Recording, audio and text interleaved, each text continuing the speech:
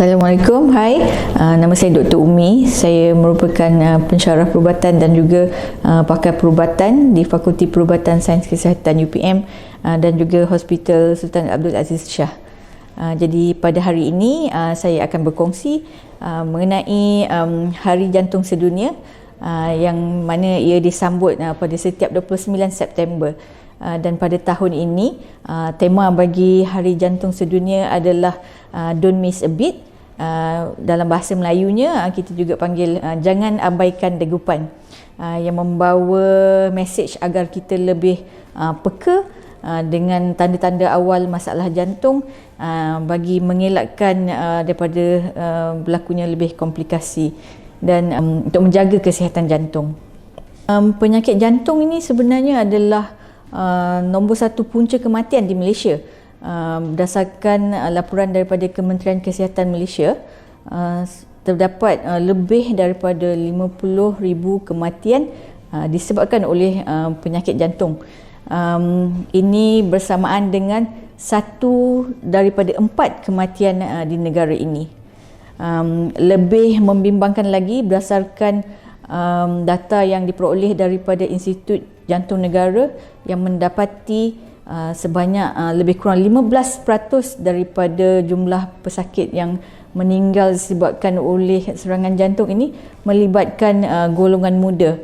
Ini menunjukkan bahawa beban penyakit ini lebih melibatkan golongan yang berumur 30 ke 40 tahun.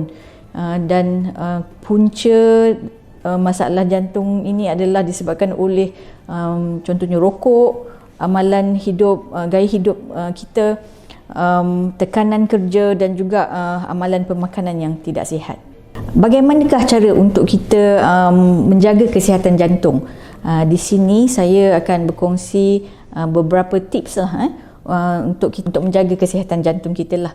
Langkah pertama adalah dengan melakukan pemeriksaan kesihatan yang awal. Ini adalah kerana kebanyakan pesakit hanya mengetahui mereka mengalami darah tinggi dan juga kolesterol yang tinggi selepas mereka mendapat serangan jantung. Jadi pemeriksaan awal adalah penting, awal dan berkala, ya, sekurang-kurangnya setahun sekali. Ini adalah untuk mengesan lebih awal darah tinggi dan high kolesterol ini dan boleh mengelakkan komplikasi yang lebih teruk lah. Apakah langkah seterusnya adalah yang penting adalah dengan berhenti merokok. Ini adalah kerana rokok itu sendiri mengandungi bahan-bahan kimia dan juga nikotin yang boleh menyebabkan penyumbatan pada salur darah dan juga boleh merosakkan salur darah itu sendiri. Jadi berhenti merokok boleh berupaya untuk mengurangkan risiko serangan jantung dalam masa 2 tahun. Langkah ketiga adalah dengan mengamalkan pemakanan yang sihat. Iaitu kita sedia maklum kita ada yang kita panggil pinggan sihat Malaysia. So apa yang dimaksudkan dengan pinggan sihat Malaysia ni adalah suku-suku separuh. Okey, separuh itu adalah diisi dengan buah, ya, sayur-sayuran. Okey, manakala suku adalah diisi dengan protein yang sihat, contohnya ayam tanpa kulit, ya, telur, daging. Dan manakala yang suku daripada pinggan diisi dengan karbohidrat yang tinggi serat, contohnya beras perang lah. Selain itu kita digalakkan untuk minum lebih air kosong dan mengelakkan makanan segera, makanan-makanan yang berminyak, yang bergoreng-goreng, ya, dan juga makanan yang bergula lah, minuman yang bergula. Seterusnya, apa lagi yang boleh kita lakukan untuk menjaga kesihatan jantung kita, ya? So tips yang keempat adalah melakukan aktiviti fizikal. Contohnya dengan melakukan brisk walk, basikal, berenang secara konsisten lah. So konsisten ni maksudnya kita lakukan selama setengah jam sehari, 5 hari seminggu. Dengan mengamalkan aktiviti fizikal yang saya nyatakan tadi, ia dapat membantu pesakit untuk menurunkan berat badan, menurunkan tekanan darah dan seterusnya menurunkan stres. Ini adalah penting untuk mengurangkan risiko bagi penyakit jantung. Bagi mereka yang bekerja di office contohnya, ya, yang banyak duduk, Jadi apa yang boleh kita lakukan adalah cuba bangun dan berjalan dan melakukan aktiviti setiap setengah jam.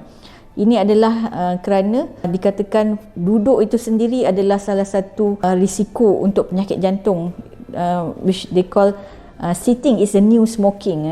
Jadi kita digalakkan untuk sentiasa aktif. Dan tips yang kelima adalah mengurangkan stres dan mempunyai tidur yang cukup. Tekanan yang berpanjangan boleh meningkatkan serum hormon kortisol di dalam badan. Serum kortisol ini boleh memudaratkan jantung lah, fungsi jantung.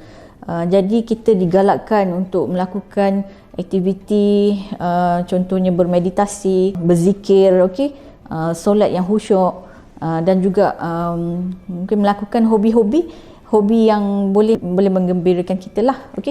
Ini selain daripada itu, kita harus mempunyai tidur yang cukup, sekurang-kurangnya 7 jam sehari. Tidur yang cukup adalah penting untuk pemulihan fungsi jantung. Selain itu, tidur yang cukup juga membantu untuk memperbaiki sistem imun seseorang. Seterusnya, ada soalan, apakah peranan kerajaan dan juga majikan bagi membantu meningkatkan kesihatan jantung? Okey, jawapannya, untuk kerajaan kita menyarankan meningkatkan fasiliti di mana komuniti boleh melakukan aktiviti-aktiviti kecergasan. Contohnya dengan menambahkan bilangan taman-taman rekreasi, menambahkan laluan untuk berjalan kaki contohnya, supaya komuniti dapat terus aktif aktiviti fizikal setiap hari.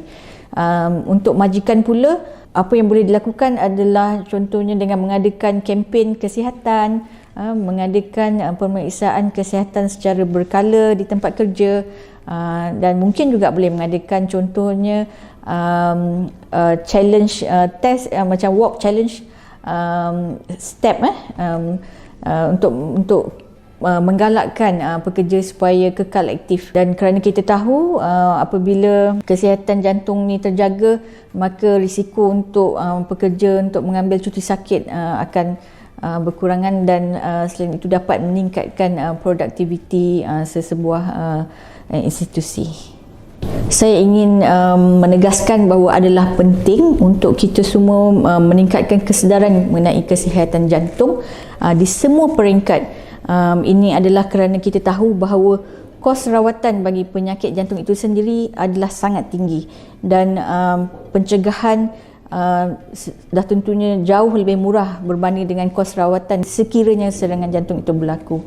Jadi tema jangan abaikan degupan jantung ini dapat mengingatkan kita semua bahawa kita harus lebih prihatin dan mengambil langkah untuk menjaga kesihatan jantung, kerana dengan jantung yang sihat, kita akan hidup lebih panjang dan lebih produktif dan bahagia. Sekian, terima kasih.